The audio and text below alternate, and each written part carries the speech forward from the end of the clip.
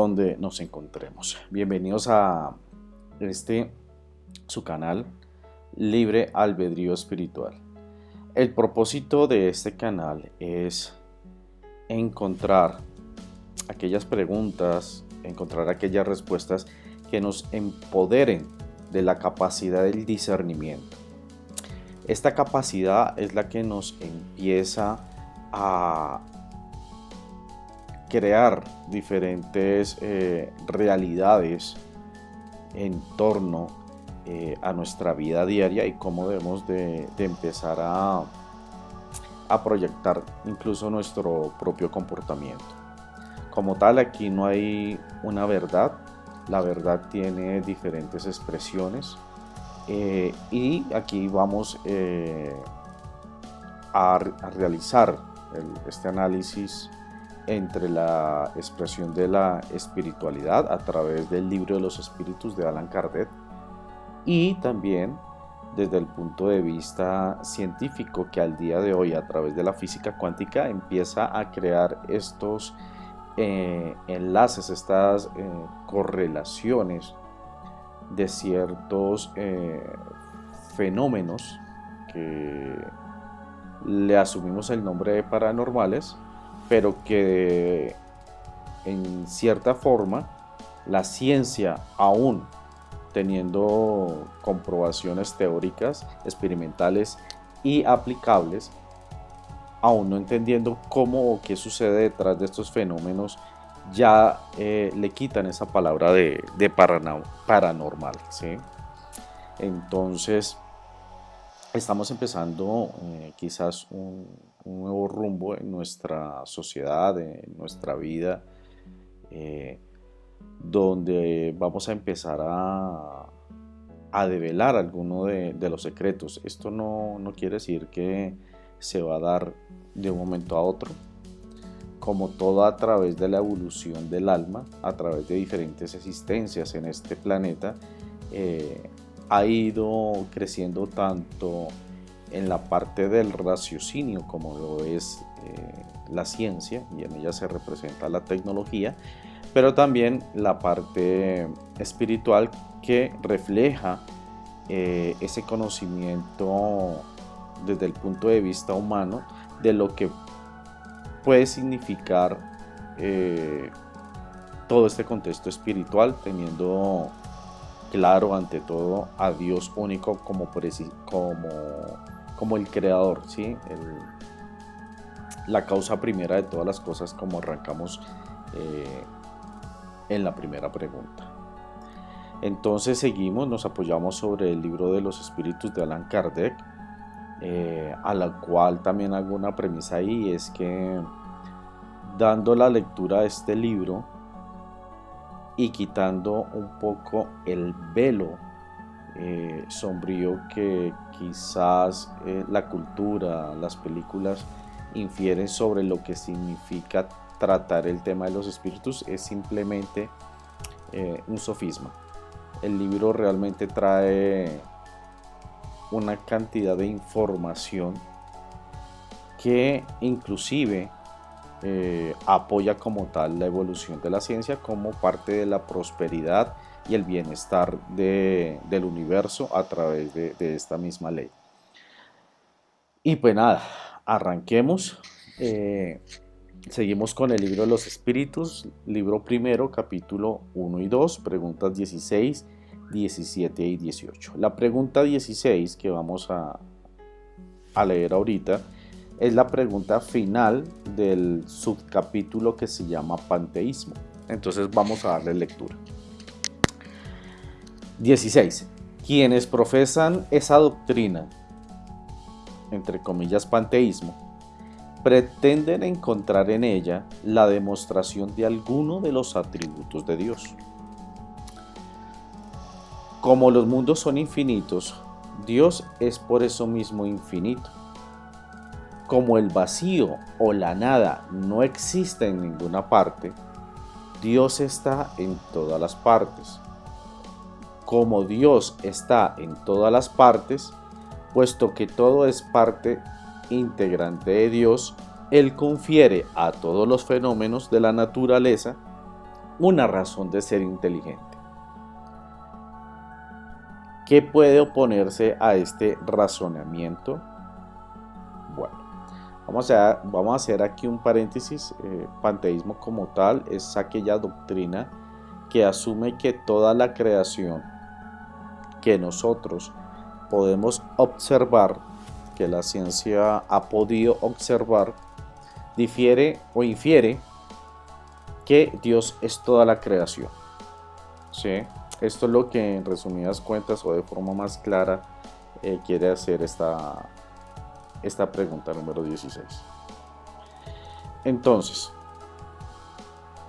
la respuesta de estas conciencias de sabiduría, estas conciencias inteligentes, estos espíritus de sabiduría dan: la razón, reflexionad detenidamente y no os será difícil reconocer lo absurdo. La pregunta en sí hay que enmarcarla, y la respuesta también, ya que a veces la forma, aunque quiere ser clara para el lector, la forma en que se quiere expresar la pregunta y la respuesta quiere ser clara al lector, pues a veces tiene un juego de palabras que nos pueden confundir.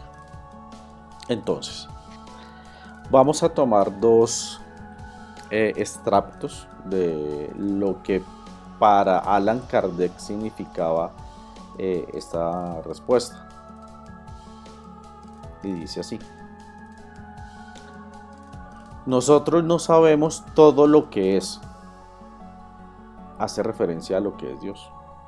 Nosotros no sabemos todo lo que es, pero sabemos lo que no puede dejar de ser: inmutable.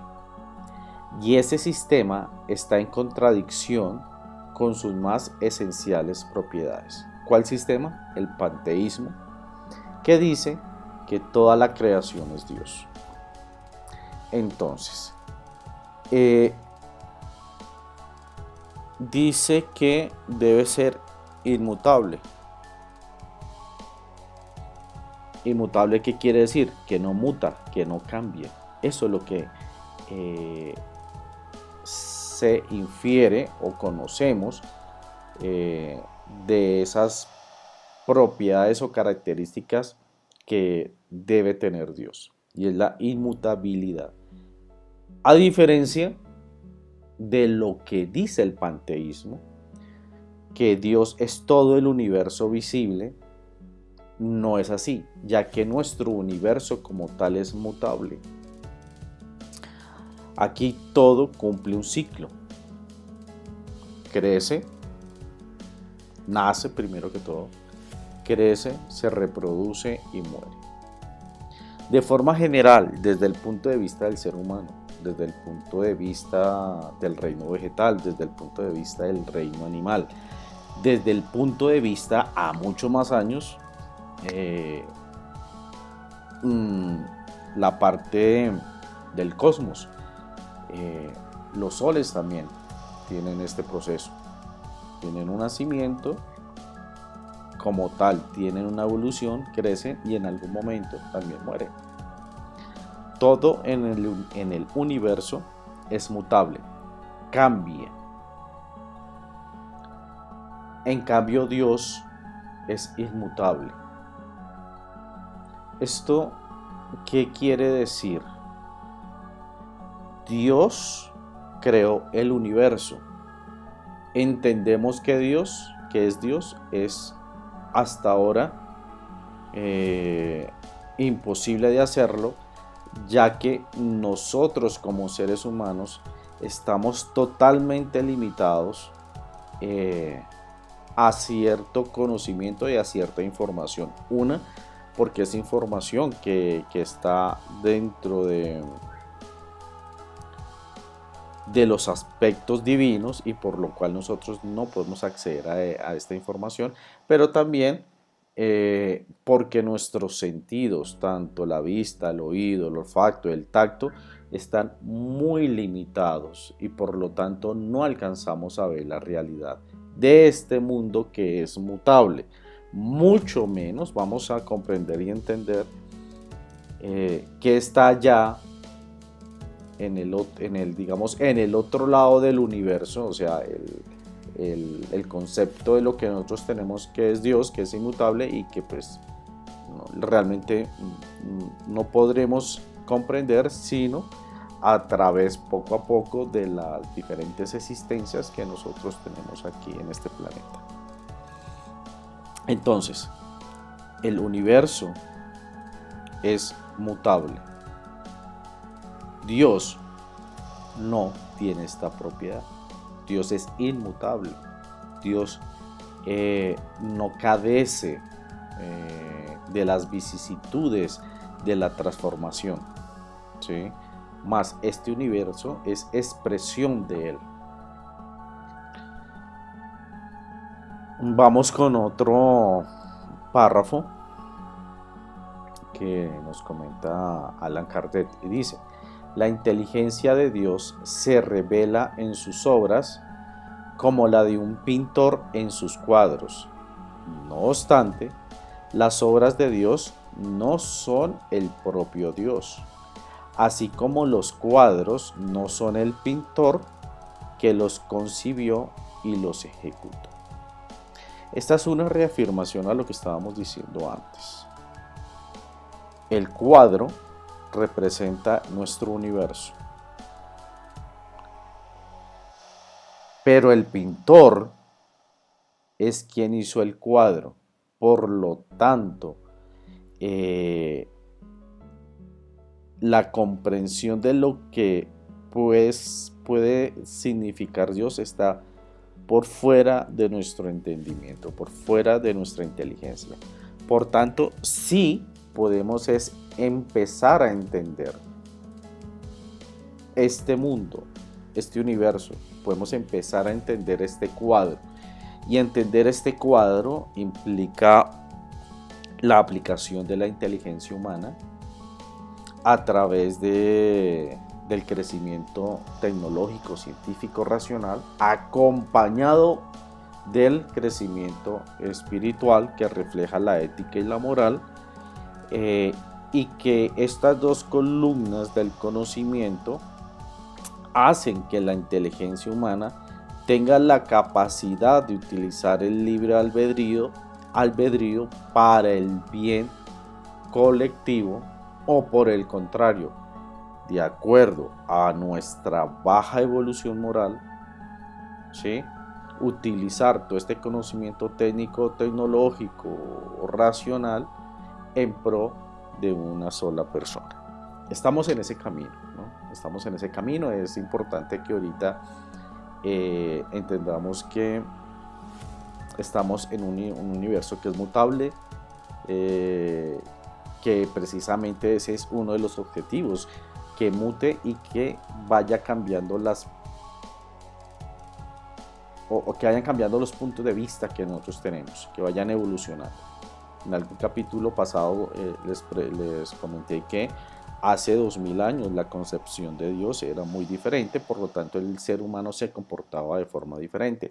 Hoy en día nuestra concepción de Dios ha evolucionado y nuestro comportamiento ha evolucionado, pero aún así, dentro de 2000, 5000 o 10.000 años, nuestro conocimiento o concepto de lo que significa Dios va a seguir evolucionando, y se espera que también nuestro comportamiento haya evolucionado en pro de una colectividad que es el bien común.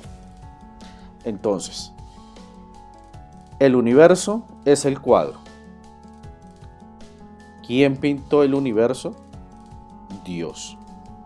Pero el universo no representa a Dios. El universo es una manifestación de Dios. Es algo que representa algunas particularidades de lo que puede significar Dios. Digo lo que puede porque todavía estamos en un proceso de crecimiento y de conocimiento. Bueno, ahora ya arrancamos el capítulo 2. El capítulo 2 tiene varios subcapítulos, por ejemplo, el conocimiento del principio de las cosas, espíritu y materia y propiedades de la materia. Este subcapítulo tiene como nombre, subcapítulo tiene como nombre elementos generales del universo. Entonces vamos a arrancar con la pregunta número 17. ¿Es dado al hombre conocer los principios de las cosas? Respuesta: no. Dios no permite que todo sea revelado al hombre en la tierra. Parte de ello, nuestras limitaciones sensoriales, ¿sí? Y nuestras limitaciones, yo creo que las más importantes, las de la creencia, ¿no? Las creencias son limitantes y las creencias empiezan a desaparecer cuando empezamos a integrar en nuestras vidas más información. Cuando tienes más información, puedes ver diferentes formas de ver la vida y, de acuerdo a la evolución que tiene nuestra alma, escoger una entre varias opciones. Pero, como les comento, las creencias limitan las opciones, las creencias limitan el conocimiento.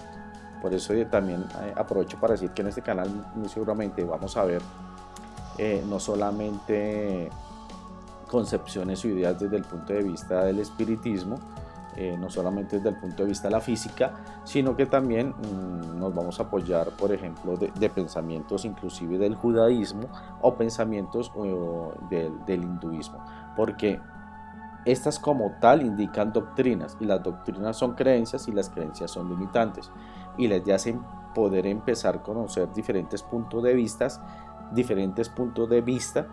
que dentro de las líneas pueden acaecer o pueden terminar en una común unión de pensamientos. Bueno, entonces,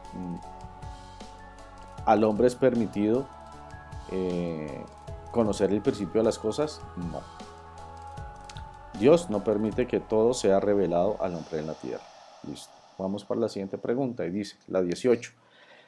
¿El hombre penetrará algún día los misterios de las cosas ocultas?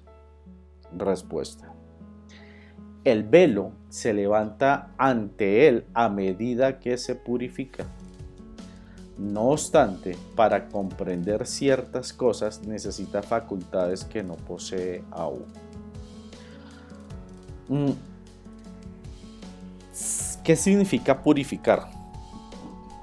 Purificar es adquirir un nivel de conciencia más alto.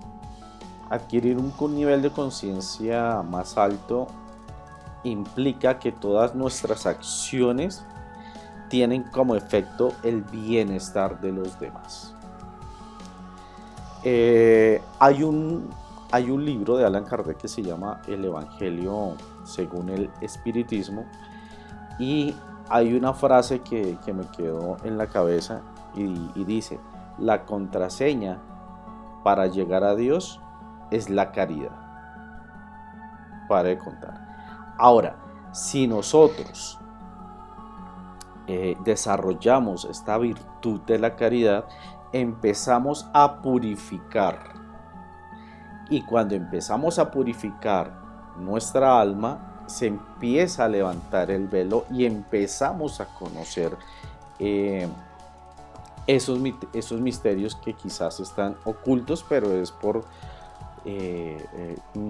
nuestra falta de evolución en esta virtud que es la caridad.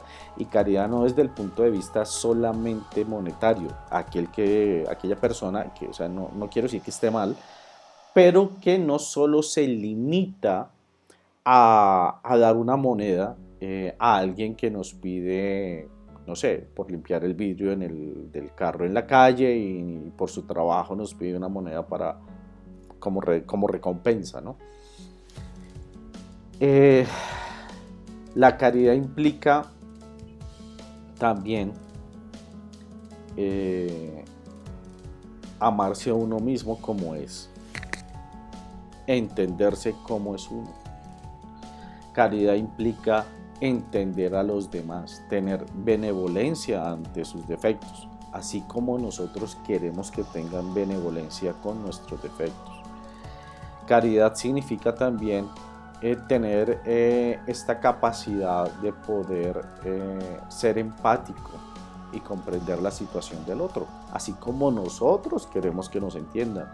Caridad también es crear este espacio de perdón sincero, porque así también nosotros queremos que nos perdonen.